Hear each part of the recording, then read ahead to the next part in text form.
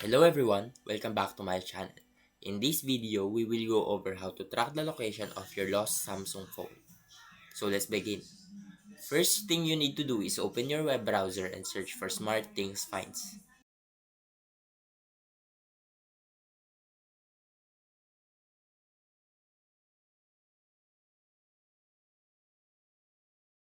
Then, sign in your account that you use in the lost device.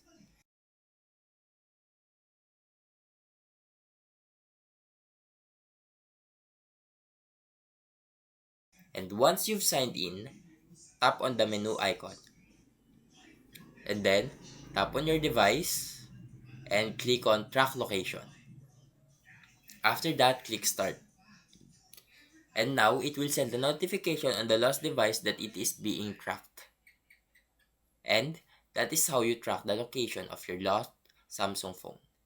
And that's everything for this video. If it helped, please leave a like and subscribe.